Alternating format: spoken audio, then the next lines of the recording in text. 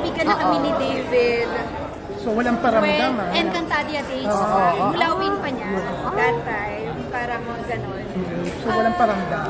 Wala, ano kami, magkaibigan na kami before ka. Intriga In lang. fact, siya yung ano ko, lagi siya yung, tawag dito, siya yung cupido. Lagi siya yung, uy, alam mo, bagay sa'yo si gano'n, nag-ano, matchmaker. Siya.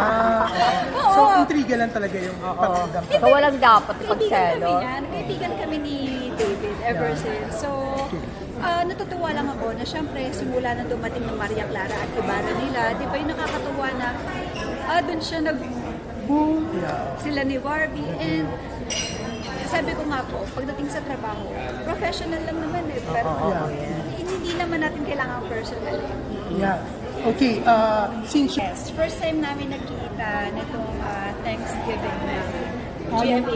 Denim, Yes, Denim and Diamonds. So, nung nagkita kami doon, I was waiting for her na matapos yung interview niya. Tapos after, sakto naman after, bigla siya lumapit. Sabi ko, tapos lumapit lang siya. nag-usap kayo? Nag-congratulate lang kami sa isa't isa. Of course, nanalo siya, ganon. Wala kayong ibang pinag-usap? Wala eh. Yun Siyempre, din sinasabi ko. ang tatanungin na iba, nag-usap na ba kayo tungkol sa hiwalayan nila ni Jack? Never. Never kami. Siguro yun nga po sinasabi ko, I respect their parang break-up, their, kung ano man yung issue na pinagdadaanan nila, ano man, it's between Barbie and my kuya.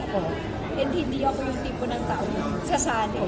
Wala, life ko yan. Diyos ko, laki na ibabantay ko. Pero, yeah,